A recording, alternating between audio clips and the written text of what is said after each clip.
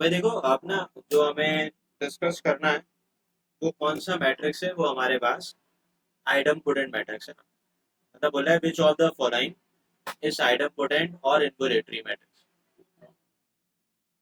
करवा दिया था ना मैंने पहले।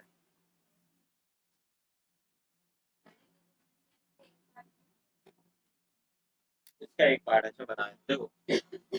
अगर मैं क्वेश्चन नंबर 9 पार्ट 1 के बारे में बात करूँ, तो आपने कोई मुश्किल काम नहीं करना, मैट्रिक्स ही लिख दो पहले। भाई यहाँ आप लिख देंगे पहले 4 3 3, और ये आ जाएगा -1, ये आ जाएगा 0, ये आ जाएगा -1। अच्छा, अगर मैं यहाँ लिखता हूँ ना, तो ये हो जाएगा -4 और ये क्या हो जाएगा बताओ, -3 हो जाएगा। अब मुझे आप इस बात का जवाब दें कि ये जो मैट्रिक्स ए का आंसर आ रहा है, ये रहा मैट्रिक्स ए। आपने सिर्फ ए स्क्वायर निकालना है। ये बात याद रखना कि फॉर आइडम पोटेंट मैट्रिक्स, अगर हम बात करते हैं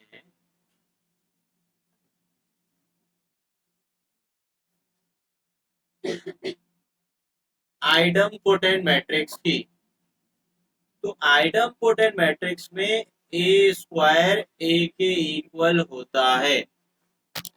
और इसी तरीके से इन्वोलेटरी मैट्रिक्स के लिए, भाई मुझे बताओ इन्वोलेटरी मैट्रिक्स के लिए क्या बताया था। ए स्क्वायर किसके इक्वल होता है? ए स्क्वायर बराबर होता है आइडेंटिटी मैट्रिक्स के। अगर ए स्क्वायर ए के बराबर है तो इन्वोलेट आइडम सॉरी आइडम पोटेंट होगा। अगर ए स्क्वायर आई के बराबर है तो वो क्या होगा, इन्वोलेटरी होगा। तो आपने अगेन कोई मुश्किल काम नहीं करना, आपने लिखना है फॉर ए स्क्वायर। तो अगर मैं ए स्क्वायर कैलकुलेट करता हूँ, तो जो सुने भाई, ए स्क्वायर का मतलब है मैट्रिक्स ए को ए से मल्टीप्लाई कर देना। तो अगर मैं ए स्क्वायर निकालता हूँ, तो देखो ये हो जाएगा 4, ये हो जाएगा 3, ये 3 वैसे। यहाँ आ गया -1, यहाँ आ गया 0, यहाँ आ गया -1। -4,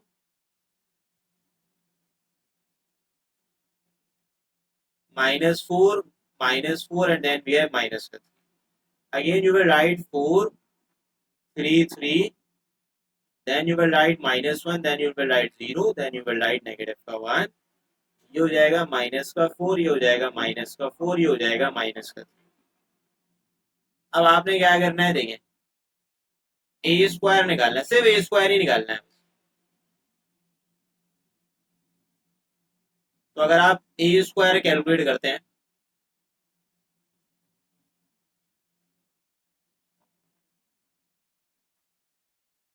भाई ये 4 पहले करेगा 4 से मल्टीप्लाई, 4 4 तक क्या होता है, ये 3 जो है वो -1 से करेगा, -3, ये 3 करेगा माइनस के 4 से, क्या हो जाएगा। वैसे अब पहले एलिमेंट से समझ आ गई बात कि ये इन्वोलेटरी होगा। वजह 16 -15 कितना होता है, 1। तो आइडेंटिटी मैट्रिक्स में डायगोनल 1 होता है। मतलब पहली एलिमेंट से ये बात समझ आ रही है कि भाई ये इन्वोलेटरी है, क्योंकि इन्वोलेटरी में ए स्क्वायर किसके इक्वल होता है, आइडेंटिटी मैट्रिक्स के इक्वल होता है। तो आपने जब मल्टीप्लाई किया, अगेन आप सेम काम करेंगे। आप लिखेंगे 4 3 का क्या होता है, 12, 3 0 का 0, यहाँ आ जाएगा माइनस का 12। 4 3 का क्या होता है, 12, -3, और फिर क्या हो जाएगा, -9। अब आप क्या करेंगे, -4 को मल्टीप्लाई करेंगे 4 से, -16, सॉरी, दूसरी रो है ना, ये दूसरी रो मल्टीप्लाई करेगी। -1 4 से करेगा मल्टीप्लाई, क्या होगा, +4। -1 × 3 विल बिकम -3, 0 0 0, और यहाँ आ जाएगा -1 करेगा 3 से मल्टीप्लाई, 0 × -1 इज 0, -3 होगा नहीं, और ये +3 आ जाएगा। अब ये बताओ क्या होगा, -4 × 4 कितना होता है, सही है। एंड -4 ये अल्लाह वाला, अगर आपका ये हो जाएगा, और 3 4 होता है +12 हो जाएगा। अब -4 इंटू -3 कितना होगा, ये कहानी होगी। -4 इंटू 3 बेटा फिर क्या हो जाएगा,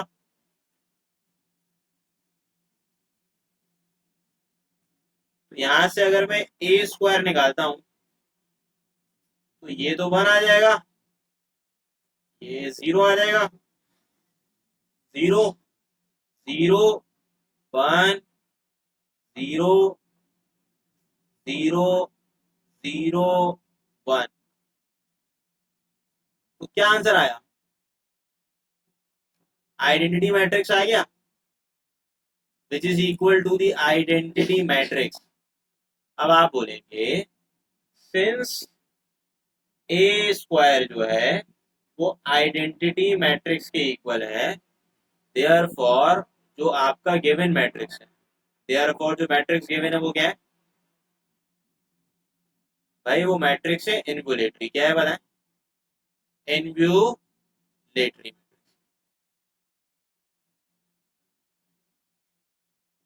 ये आपका आंसर। अच्छा अगर a के इक्वल आ जाता तो फिर वो आइडेम्पोटेंट हो जाता, आई के इक्वल आएगा तो इन्वोलेटरी। इन्वोलेटरी आइडेम्पोटेंट में एक ही काम करना है, a² निकालना है। तो आप बाकी पार्ट 2 और 3 को अटेम्प्ट कीजिएगा। पार्ट 2 का क्या आ रहा है आंसर, कौन सा मैट्रिक्स है बताओ। पार्ट 2 को अटेम्प्ट करना, पार्ट 2 में, पार्ट 2 पे आएगा आइडेम्पोटेंट।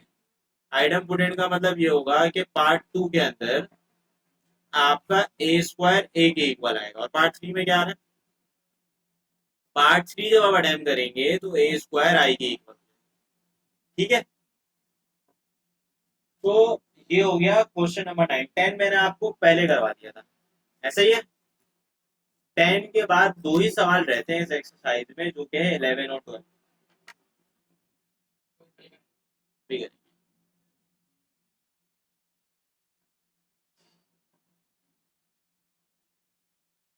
Question number 11। 11 अच्छा सवाल है। Find the values of the unknown x, y, z given that following matrix are Hermitian। भाई मैट्रिक्स से आपको गिवन है, बिल्कुल तवज्जो दे, बोर्ड में ये सवाल आया था 2022 में, प्री इंजीनियरिंग के पेपर में, 4 मार्क्स के लिए। वो आपके भी उसमें आ सकता है।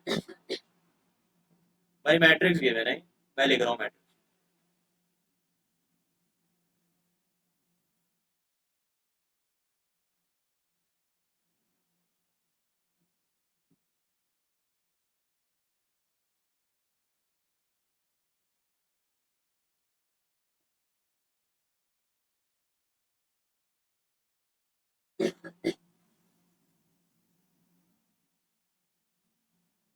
अच्छा इस सवाल को आप कैसे करेंगे सॉल्व, देखिए भाई, इस सवाल को सॉल्व करने के लिए सबसे पहला काम जो आप करेंगे वो ये है कि भाई ये तो क्वेश्चन नंबर 11 है, 2022 प्री इंजीनियरिंग में पूछा गया। मुझे बताओ हर्मिशियन मैट्रिक्स की डेफिनेशन क्या होती है, according to definition of Hermitian matrix.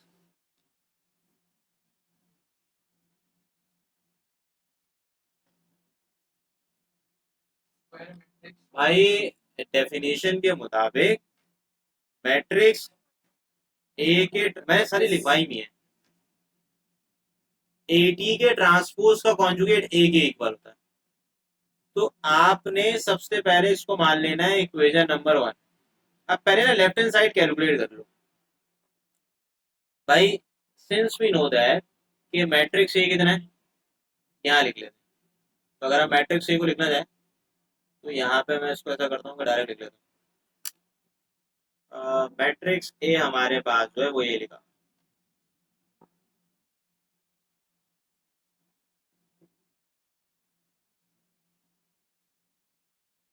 तो ये रहा मैट्रिक्स ए। ठीक है, ये हमारे पास मैट्रिक्स ए आ गया।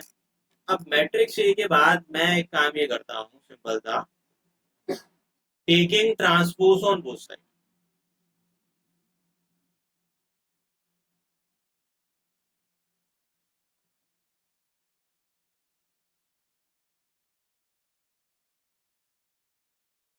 भाई जब हम ट्रांसपोज लेंगे तो रॉ क्या बन जाएगी, कॉलम बन जाएगी।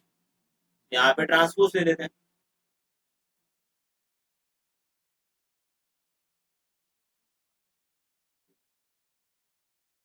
तो यहाँ पे 3 आ गया, x+2 आयोटा, और फिर क्या आ जाएगा, y आयोटा। ये क्या हो जाएगा,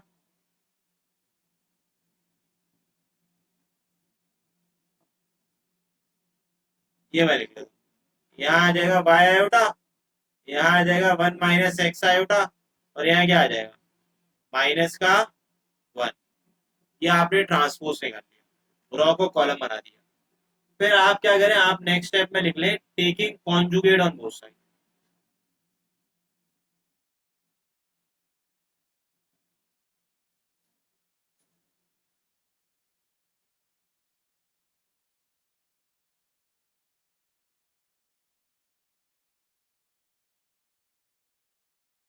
तो जब मैं कॉन्जुगेट अप्लाई करूंगा, तो अगेन ये सेम मैट्रिक्स में कॉन्जुगेट अप्लाई करना है। इसको कॉपी कर लेते हैं।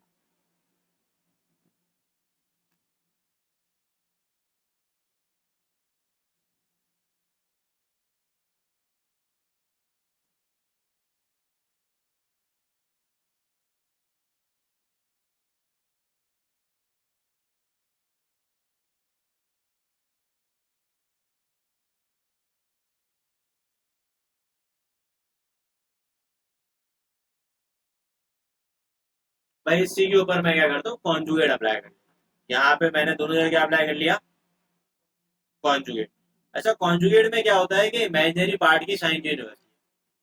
जब मैं इसमें इमेजिनरी पार्ट की साइन को चेंज करूंगा, तो ये 3 तो वैसे ही रहेगा, ये 3 - 2 आयोटा क्या बन जाएगा, ये प्लस का वाई आयोटा माइनस का वाई आयोटा हो जाएगा। यहाँ बन जाएगा x - 2 आयोटा, यहाँ 0 हो जाएगा। ये क्या बन जाएगा, 1 + x आयोटा।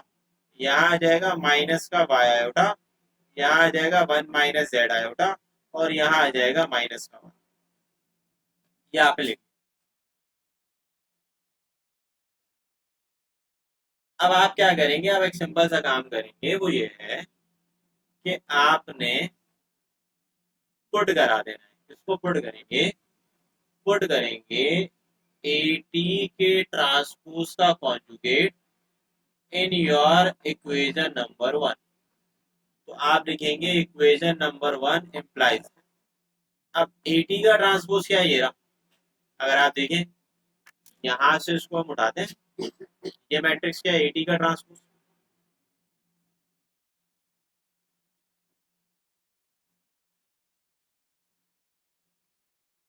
तो भाई यहाँ लिख लेते हैं हम 80 का ट्रांसपोज, ये हमने लिया।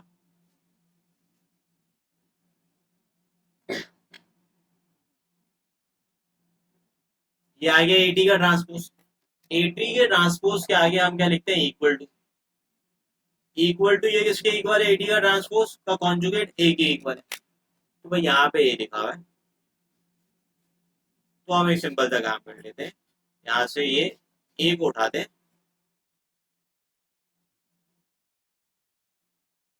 और इसको यहाँ लिख लेते हैं। तो ये 80 का ट्रांसपोज किसके इक्वल हो गया, ए के इक्वल हो गया। यानी कि 80 के ट्रांसपोज में 80 के ट्रांसपोज की वैल्यू पुट कर दी, और ए की जगह मैंने ए लिख दिया। अच्छा, लिखने के बाद अब आपने अगला काम क्या करना है, ये यानी कि भाई लेफ्ट हैंड साइड पे लेफ्ट हैंड साइड की वैल्यू, राइट हैंड साइड पे राइट हैंड साइड की वैल्यू हमने पुट कर दी। अब पुट करने के बाद आप लोग क्या करेंगे, आप लोग लिखेंगे बाय कंपेयरिंग। क्या लिखेंगे, बाय कंपेयरिंग। अब आपने असल में कैलकुलेट करना है एक्स वाई जेड को। जब आप कंपेयरिंग करेंगे, तो भाई ये वाला पार्ट ये वाले पार्ट के इक्वल हो जाएगा। आप लिखेंगे 3 + 2 iota is equal to x + 2 iota, और ये जो माइनस का वाई आयोटा है, ये किसके इक्वल हो जाएगा, प्लस के वाई आयोटा के। और सेम तरीके से ये जो 1 + x आयोटा, ये किसके इक्वल हो जाएगा। भाई आपने सिर्फ 3 इक्वेशन बनानी है जिसमें एक्स वाई जेड तीनों आते हैं, बस। वो आपकी मर्जी है, आप बस ये चेक कर लें कि रॉ 1 और रॉ 2 में कहाँ पे एक्स वाई जेड आ रहा है, और उनको कंपेयर करके लिखें। कंपेयर करने के बाद लिखने के बाद 3 कॉलम्स बना लो यहाँ पे। अब इनको सॉल्व करके एक्स वाई जेड की वैल्यू लिखो। भाई सिंपल है। अगर मैं आपसे पूछूं ये प्लस का 2 आयोटा यहाँ लिखा हुआ है, ये प्लस का 2 आयोटा माना है किसका हो जाएगा, माइनस का हो जाएगा। तो आप लिख देंगे 3 + 2 iota -2 iota is equal to x. ये दोनों क्या हो जाएंगे, कैंसिल। तो एक्स का आंसर क्या आ जाएगा, 3 आ जाएगा। अब मैं यहाँ से वाई निकाल लेता हूँ। तो मुझे बताओ ये माइनस का Y iota right hand side में जाके क्या हो जाएगा, प्लस का, इनको ऐड कर दें ये क्या बन जाएगा 2y आयोटा। y को आप निकाल ले, मतलब एक जगह लिखे 0/2 आयोटा क्या होता है बताओ, 0। तो y का आंसर 0 आ गया। अब z निकालने के लिए क्या करोगे, x की वैल्यू तो पता है ना क्या है, सिंस x इज 3 तो आपने x की जगह 3 लिख दिया और प्लस के 1 को आपने वहां भेज दिया, ये माइनस का 1 हो गया, 1 से 1 हो गया कैंसिल। z आयोटा बराबर हो गया 3 आयोटा के, z बराबर हो जाएगा 3 आयोटा अपॉन आयोटा से आयोटा कैंसिल। तो z का आंसर आपके पास क्या आ जाएगा, 3 आ जाएगा। x भी आ गया, y भी आ गया, z भी आ गया। देयरफॉर जब आप सोल्यूशन सेट बनाएंगे तो सोल्यूशन सेट में आपने x की जगह 3 लिख देना है, y की जगह आपने 0 लिख देना है और z की जगह आप क्या लिख देंगे, 3 लिख देंगे। z की जगह आप 3 लिख देंगे। तो भाई ये आपके दिए गए सवाल का जवाब है। क्योंकि आपसे 3 ही वैल्यू पूछी गई थी एक्स वाई जेड, तो तीनों मैंने कैलकुलेट करके बता दिया। ठीक है। अब यहाँ पे इसके आगे क्वेश्चन 11 का पार्ट नंबर 2, ये भी मैं करा देता हूँ क्योंकि इसमें थोड़े इश्यूज हो सकते हैं। बताएं क्या मैट्रिक्स, डी है, ठीक है। रॉ वाइज बताना, ठीक है। 1 + x आयोटा पे y + 2 आयोटा पे, ठीक है। और फिर लिखा हुआ है 2। भाई यहाँ पे आपने तवज्जो से सुनना है अपना, क्योंकि 2/2 है तो ये इतना मुश्किल ही आसानी है। सबसे पहला काम आप क्या करेंगे, भाई सेम काम आप लिखेंगे according to definition of Hermitian matrix. आपने लिख दिया अकॉर्डिंग टू डेफिनेशन ऑफ,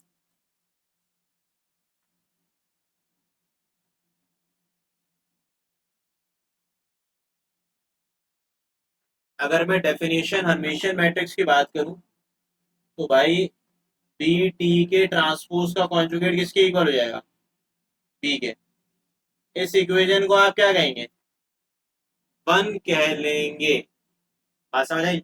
आपने लिख दिया बी टी के ट्रांसपोज का कॉन्जुगेट किसके इक्वल हो जाएगा बताएं, बी के इक्वल हो जाएगा। अब आप क्या करेंगे आगे, तवज्जो से सुने। भाई सबसे पहला काम आप ये करें कि आप बी को लिख लें। तो बी तो आप जानते हैं क्या, तो आपने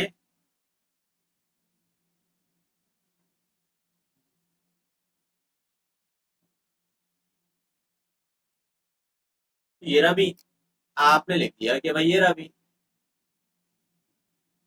since B is equal to this. अब आप सेम काम करें, आप लिखें taking transpose on both side, क्योंकि आपको ट्रांसपोज चाहिए।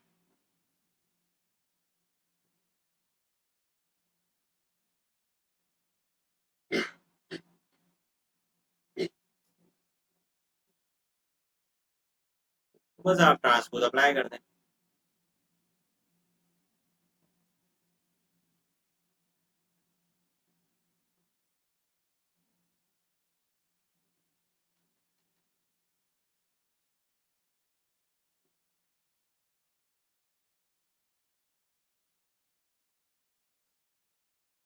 तो जब हम ट्रांसपोज अप्लाई करेंगे तो मुझे बताएं ये जो बी का ट्रांसपोज है किसके इक्वल हो जाएगा, 1 + x आयोटा, और ये क्या हो जाएगा y + टू आयोटा और ये क्या हो जाएगा, 3 प्लस जेड आयोटा और ये क्या हो जाएगा बताएं, 2 हो जाएगा। ठीक है, ये आपने ट्रांसपोज कैलकुलेट कर लिया।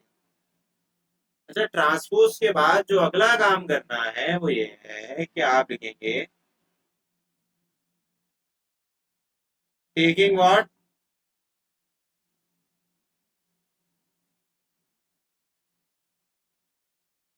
Taking conjugate on both side. तो आप कॉन्जुगेट अप्लाई करेंगे। तो कॉन्जुगेट अप्लाई करने के लिए आपने एक ही काम करना है, वो ये है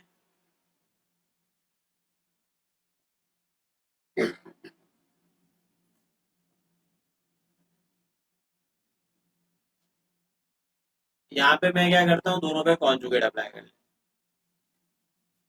तो जब मैं कॉन्जुगेट अप्लाई करूंगा तो इमेजिनरी पार्ट की साइन चेंज हो जाएगी। भाई ये हो जाएगा कॉन्जुगेट ना। तो आप मुझे ये बताएं, 1 - x आयोटा हो जाएगा, ये क्या हो जाएगा, ये क्या हो जाएगा, और ये क्या हो जाएगा।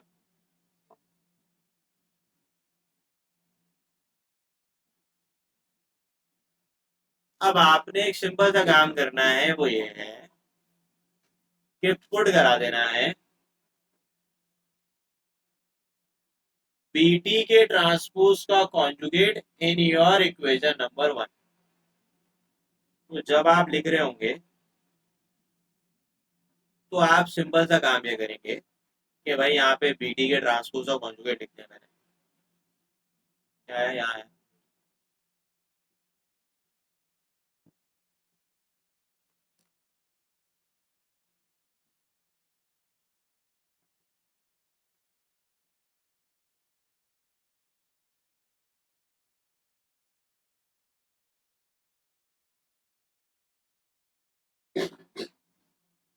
ये आपने लिख दिया बीटी के ट्रांसपोज का। फिर आपने इक्वल टू बी लिखना है।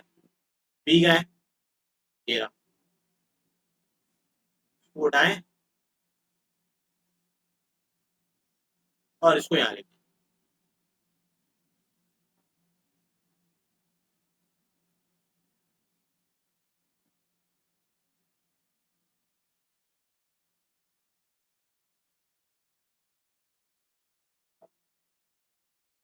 ठीक है, यहाँ पे आपने बीच में क्या लिख दिया, बीच में आप लोगों ने इक्वल टू लिख दिया। अब जब आप इक्वल टू लिखेंगे तो भाई आपने अगला काम क्या करना है, आप लिखना है बाय कंपेयर।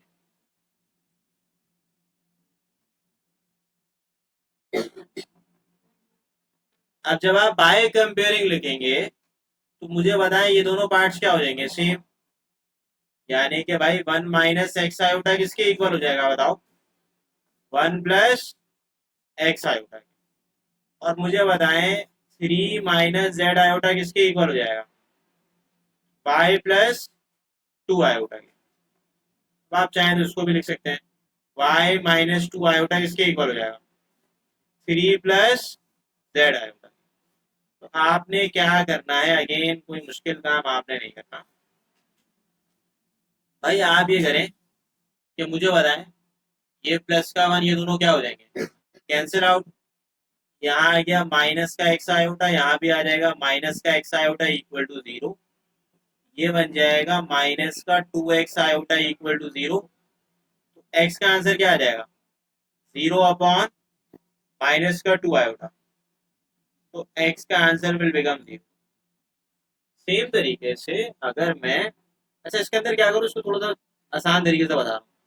तो ये हो जाएगा 3 - ऑर्डर पेट में लिखना मैंने बताया था कि a + b आयोटा किसके बराबर होता है, a, b के। ऐसे ही है ना। तो मुझे बताओ 3 - z आयोटा को कैसे लिख सकता हूँ, 3, - z।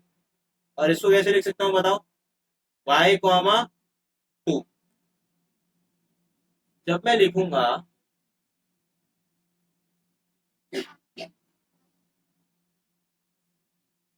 तो ये हो जाएगा बाय कंपेयरिंग। जब कंपेयर करोगे तो रियल पार्ट के इक्वल हो जाएगा, यानी कि 3 किसके इक्वल हो जाएगा, 3 y के इक्वल हो जाएगा, और -z किसके इक्वल होगा, 2 के। तो भाई y का आंसर यहाँ से 3 आ जाएगा, और अगर आप z निकालोगे तो z का आंसर क्या आएगा, -2 आ जाएगा। अच्छा, क्योंकि एक्स वाई जेड के आंसर तीनों आ चुके हैं, इससे भी निकालोगे ना y और z तो सेम ही आंसर आएगा। इससे भी अगर आप y और z निकालेंगे तो भाई सेम आंसर आएगा।